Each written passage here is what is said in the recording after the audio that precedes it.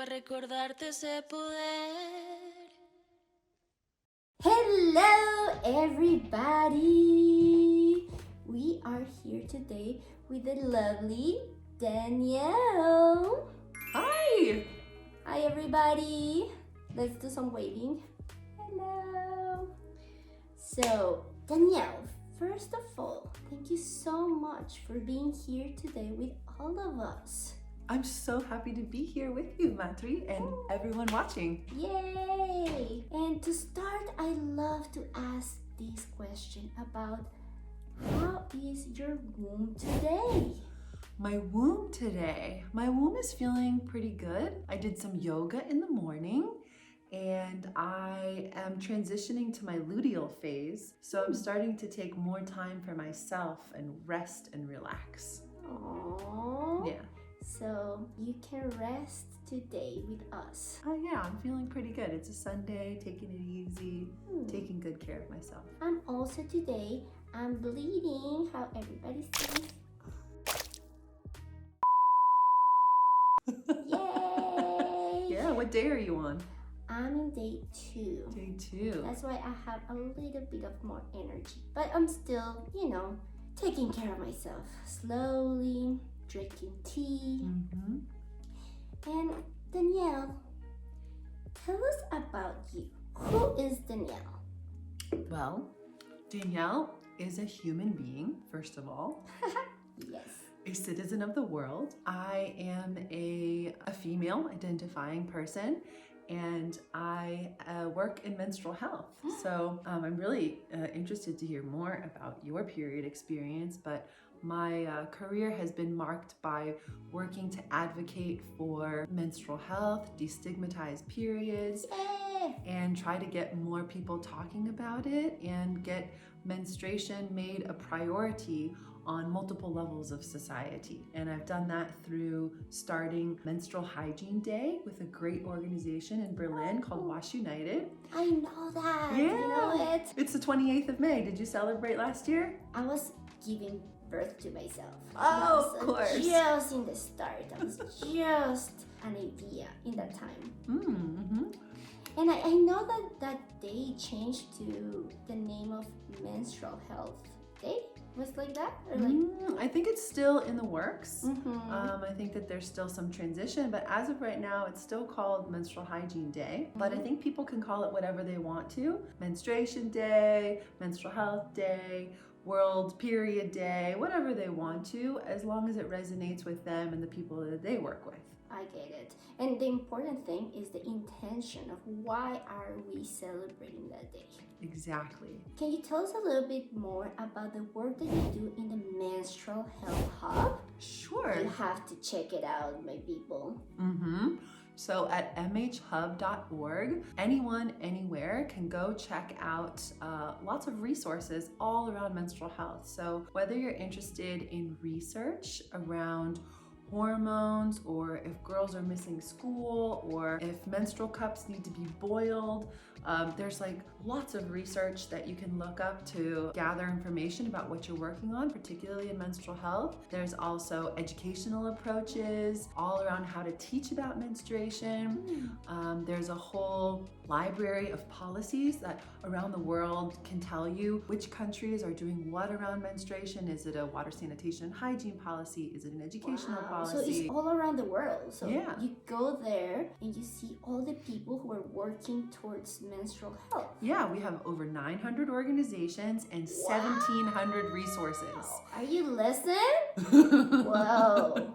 My fallopian tubes are like very vibrating in this moment. Well, it's all, and the greatest thing is it's free. So anyone, anywhere can just log on, start a profile, and start exploring the menstrual hive, which is full of knowledge. They can check out the menstrual memos, which are little news blasts of information. So pretty much anyone who's working on menstrual health advocacy is invited to check it out and join the community. This is so important work that you're doing. Thank you. Thank you. It Tell tell me appreciate how it. that started. Like, why did you start to work on menstrual health? What brought you there? That's a great question. So I've always wanted to work at the intersection of politics and behavior change. And I started working at this organization, Wash United, and we were working on one topic called water sanitation and hygiene advocacy. And one of the areas was hand washing with soap. Another one was always using a toilet whenever possible. And then the other one was menstrual hygiene management. And I first learned that actually in many, many parts of the world, there are lots of women and girls and people who menstruate who don't have access to toilets, to affordable menstrual materials, to an overall sense of dignity and ways in which they can manage their menstruation. So we started this day to really garner attention, destigmatize the topic, and get people to think about how big of a role menstruation and the other phases of the menstrual cycle actually play in enabling someone to reach their full potential. Because when you're connected to your menstrual cycle, then actually a lot of other things can click into place. You can learn more about your body, pleasure, fertility. Wow. All of these things really make a lot more sense if we have a good understanding of what menstrual health is, what the phases are, And how everybody should have that information. Exactly. And you know, the great thing is that we can have that information. It's all inside of us. Yeah, but we need all of these reminders. We do. You know, and these policies Yeah. to support ourselves and to support especially the people who don't have so many resources Exactly. and access to all this information. We are very privileged that we can have these conversations. Yes, we are. And we need to have these conversations for the people who are not part of these conversations because, you know, some people are just trying their best to survive. Yeah, exactly. And actually, it all starts with the conversation, right? Asking about how are you feeling and if your menstrual cycle is normal, or really just kind of like asking someone about what the length of their bleeding is. A lot of the times, people don't know what normal looks like, and they think that like 9 or 10 days of bleeding is normal. And I've got news. No. It's not. Or they think that like really heavy pain right before their period is normal. I got news. It's not. It's all a sign of something else going on in the body and the body communicating something else is wrong. So what we try to do is also redefine normal and talk about what a normal menstrual cycle And that's where is. stigma, we need to get rid of the stigma, period stigma. We need to start having these conversations about our menstrual blood. Exactly, because it's so natural and so normal, and it's actually a sign of health. You know, if you don't get your period, then it's actually reason to be concerned. Because just like we breathe, or we poop, or we have our blood pressure that we take, the menstruation is also a vital sign that helps us understand our Yes, health. I have heard that it sometimes people consider it as like fifth vital sign, right? Exactly. A lot of people are talking about that Does now. it help us know how is our overall health? Exactly. And Danielle, can you tell me, has period stigma affected you? When I was younger, definitely had affected me, but I was really lucky because I had a male champion for menstruation in my life at a very young age. Wow, who's that champion? It was actually my grandpa. Wow! Yeah. Thank you, Danielle's grandpa. Well, We love you. he's since passed, but when I first got my period, I was on vacation with him in San Diego at the zoo, and I was really like not feeling good and didn't know what to do, and so we went to the store and I was like, I need to go get something, and then I didn't have any money and I was an 11-year-old, and so we came back towards the place where you pay, and I set them down, and my grandpa turns to me and he grabs my shoulders and he says, honey, you have nothing to be embarrassed about. I'm so proud of you for making it to this point of your life, and I will get you anything that you need, and just know there's nothing to be ashamed of. And I thought, oh God, this is so embarrassing. Like, don't talk to me right now, Grandpa. But then in retrospect, when I think about this experience, it was so great that the first man in my life was not disgusted by my period or didn't want to help me. It was actually the opposite. He was overjoyed for me and filled me with a sense of pride. And I think that really set me out on the right foot to start to do the kind of menstrual activism and advocacy that I do now. This is amazing. This story is so inspiring. And how important how one moment like this can change the course of your life. It truly did. You I'm very really lucky. invited you to look at this from a place of joy and acceptance. That's right. He did. Hey, we need more allies like your grandfather. Yeah, more Al Shears. His name was Yes. Al Shear. Oh, this is amazing.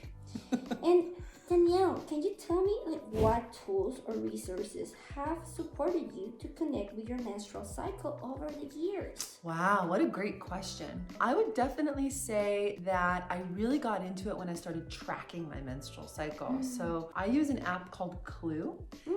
And I know that one. you know it? Yes. Yeah, it's actually a Berlin-based company, which is where I live. So I'm really happy to support a local femtech company. And that really enabled me to see my cycle was in the normal range of 29 to 30 days. And then I also started tracking my cervical mucus. So this means that before I would take a shower every day, I would put my clean fingers inside of myself and look and see the difference in my cervical mucus every day to see how it would change. And as I started to learn more about how important this is, I would see that this is actually an indicator of where I am in my menstrual cycle. So that's been a really valuable tool. And then also just really paying attention to when my ovulation happens, that time from ovulation to my period is really a time for me to calm down a little bit. Take it easy. Take it easy. Slow down. Are you listening? Slow down. It's true. And that's been a really helpful practice. Not so much a tool, but practice to really say no to more things, make sure I'm eating really well, staying hydrated, and sleeping a lot. So important. Yeah. Loving this conversation. This is so important to listen, to share with the whole world. Danielle, Matri. you're so sweet. I'm so happy you're here.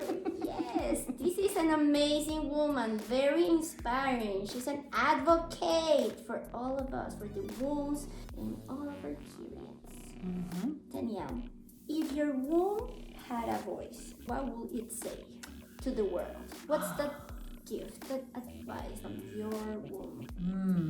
My womb, if it had a voice and a message, I think it would say, you can't pour from an empty cup. And I think this goes back to this idea that if you're constantly giving yourself to everyone else and everything else, then there's nothing left for you. And it's really important that you reserve a lot of that energy and that space and that time for you. Remember that if the cup is empty from you giving away your water to everyone, how are you going to hydrate yourself? So there's a little message about learning to receive. Receive, and we as uterus, we love to receive. Yes, we do. Yeah. We are at the end of our interview. I don't know if you want to say anything else, something that pops out that you really want to share. You think that's good for people to listen? Yeah, I mean, I think that we should all realize is that if we all, not just people with wombs, but everyone everywhere, were to understand the important role of menstrual health as this first step, then a lot of other things start to make sense. If we learn about this, we can't unlearn it, right? So we can't unlearn that it's good to take care of ourselves. We can't unlearn how important the luteal or the follicular phase is. My wish for the world is that we can work ourselves out of this kind of job, because one day everyone will just know and understand the menstrual cycle because it'll become common knowledge, just like, you know, basic reading and basic math is in school. This kind of information will enable us to move on to the really hard issues, which is talking about more taboo things such as miscarriage or abortions, these kinds of sexuality. Yeah, all these other things we can work on, because the menstrual cycle has laid a really good foundation for us to build our knowledge and learning. Wow. Let's all take a deep breath to receive all this wisdom from Danielle.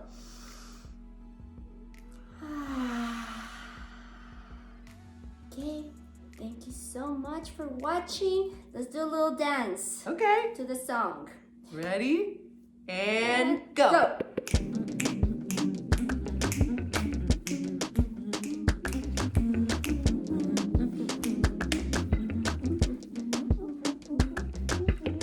This is Matri.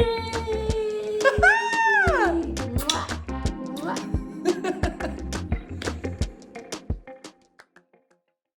Keep watching me. Subscribe, like, and follow me in social media. Mwah, mwah.